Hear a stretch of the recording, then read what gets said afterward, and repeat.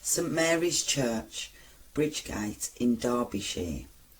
Augustus Puggin, who also drew the designs for the Houses of Parliament, built the church prior to 1840.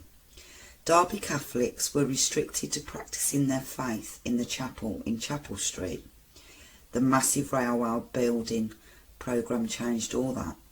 As many Irish Catholics moved into the area, the enlarged Catholic community purchased the land on Bridgegate and commissioned Puggin to design a new church for them.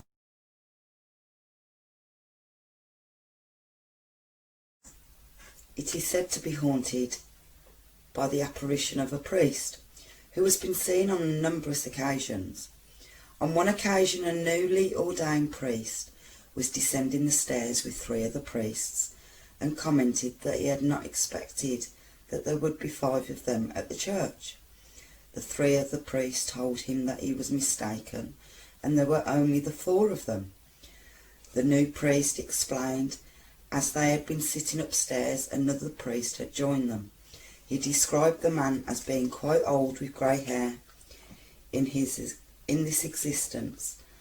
Only the new priest had seen the apparition, and it had not made itself known to the 3 other priests. St Helens House in Derbyshire was built in 1767 for John Gisborne of Yoxall Lodge, Staffordshire. St Helens House stands on the site of an Augustinian monastery. The building seemed to be quite heavily haunted. The apparition of a woman has been seen running down the stairs, as if she were being chased. A ghostly monk has also been seen, perhaps the culprit that scared a teacher when the building was being used as a school. On several occasions while working late, the teacher heard her name being spoken in a whisper. The building has numerous of cold spots, and on another occasion in 1992, a witness saw a grey figure float down from the ceiling and disappear into the wall. Number 3. Ye Olde Dolphin Inn. The Dolphin Inn is one of the very few pubs to continue its business, making it the oldest pub in Derby. The Dolphin dates back to 1530 AD, the time of Henry VIII. It was constructed a good 30 years before even potatoes and tobacco were introduced to the country. The quaint picture pub stands at the junction of Queen Street and Fall Street, part of which is known as Nanny Tag's Lane. Back in the day, the Dolphin brewed its own ale, which caused coaches to park outside for folks to quench their thirst before continuing on with their journey.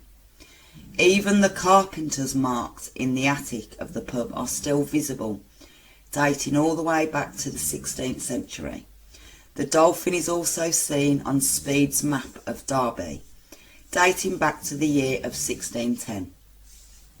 The Dolphin has been through it all, and has even given stories to tell, memories to share.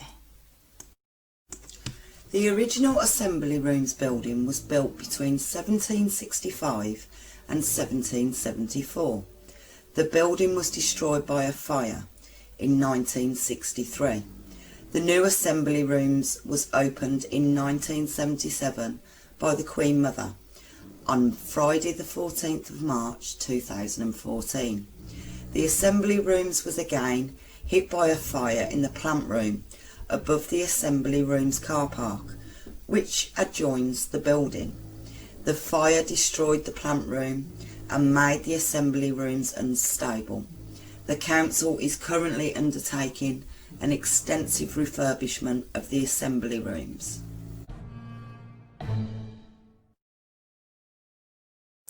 It incorporates the site of the Duke of Newcastle's house, where Charles I stayed in 1637, the apparition of a Victorian woman who appears to float and has no legs, has also been seen. A ring of dancing children, occupied by laughter, has been seen in the Darwin suite. The Jacobean House in the Wardwick is one of Derby's most familiar buildings. It has had somewhat checkered history.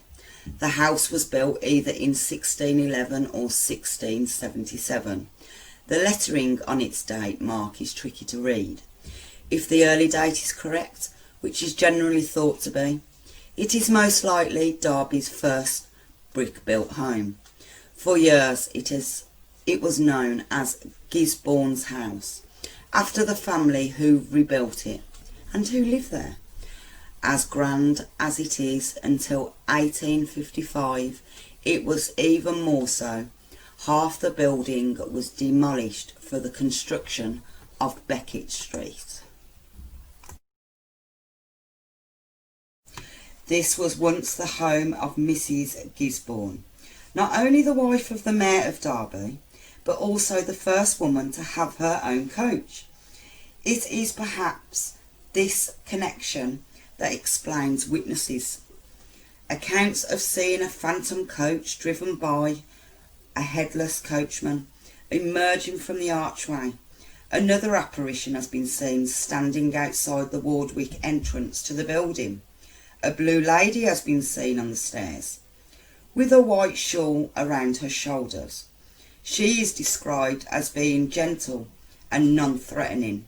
She does not have a tendency to move things around and hide small items, but this may be the work of the other 11 ghosts that are said to inhabit the building. The Old Bell Hotel is a beacon of Derby's history and heritage, stretching back over 350 years. The Old Bell Hotel is Derby's largest and latest surviving coaching inn, and has played a huge role in the history of Derby. The Grade II listed building was constructed in 1650 and was considered one of the most prestigious coaching inns outside of London. For much of the 17th and 18th century, the Old Bell Hotel was a centre for travel, food and leisure, as well as the home to many families.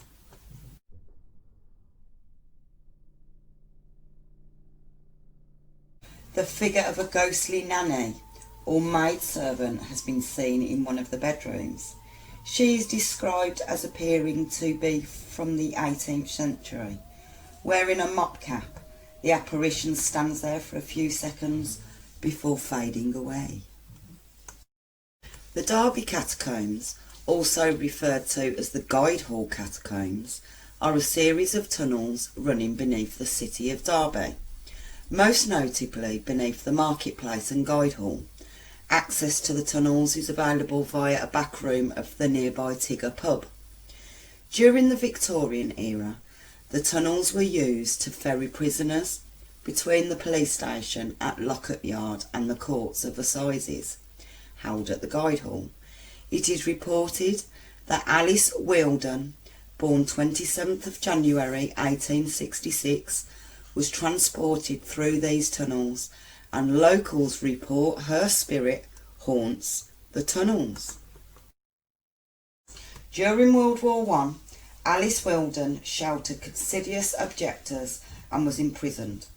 After she was released, she lived as a virtual recluse, and when she died was buried in an unmarked grave.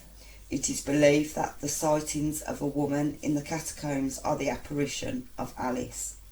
Her manifestation is accompanied by the sound of ghostly footsteps. Workmen have also seen a ragged young boy in the catacombs. When they search for the boy, there is no sign of him. The identity of this young apparition is unknown.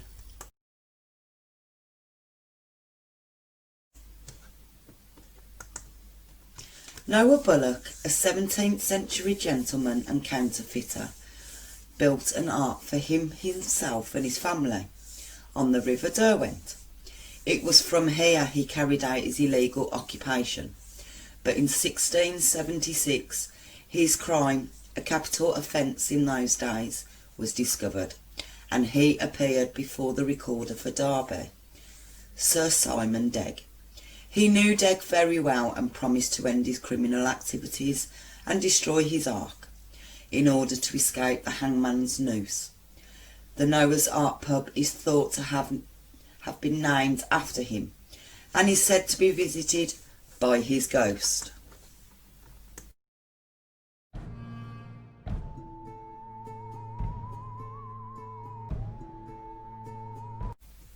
The pub, named after his floating home and his counterfeiting centre, is still haunted by his apparition today.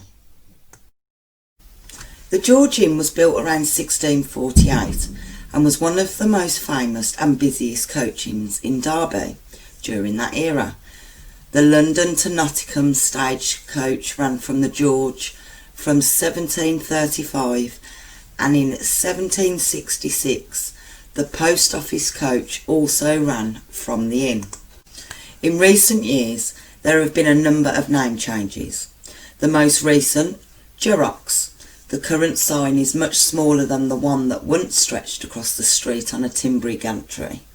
In 1784 a tragedy occurred when the sign fell down on a horse and chaise that was passing at the time. Sadly, the horse took the full force of the fall, with fatal consequences. The pub was a favoured place of the Duke of Derbyshire, who used it as his headquarters during the Jacobite rebellion of 1745. The inn has many ghosts, but perhaps the oldest story revolves around the George skull. A female human skull was found under the cellar floor, but no other human remains were found there. It was once the custom to bury a human skull, a pair of shoes, or a dead cat to ward off evil spirits and witches. Perhaps this is the explanation for the skull. The ghost of a man in a blue coat with long hair has been seen on the landing. He disappears in the bar area. Kitchen items have been moved, buckets thrown at staff, and beer taps have been fired at the cellarman. The cellar is also haunted by a strange disembodied groaning noise. It may have a link with the skull that was found here. County Hall is a municipal building in St Mary's Gate in Derby, England. It is the former meeting place of Derbyshire County Council. It is a Grade 1 listed building. The building, which was designed by George Eaton of Eatwell in the classic style, was completed in 1660.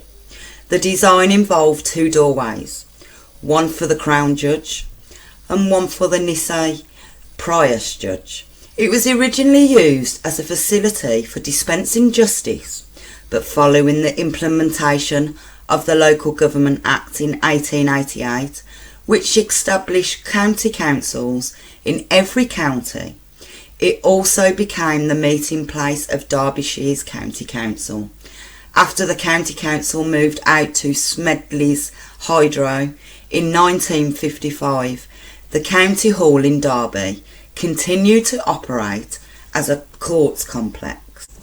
In 1665, a deaf-mute lady was sentenced to be pressed to death at the Shire Hall. She was the last victim to suffer this fate. Her ghost can still be seen walking around the cells in the basement of the building. The Shire Hall was built in 1659 and witnessed many famous murder trials, including that of the Pendrich martyrs in 1817. They were the last people in Britain to be sentenced to be hung, drawn and quartered. And this is our snoring friend, Daisy May. Says a lot for my videos, snoring in the background, don't it guys? Thanks for watching and stay spooky.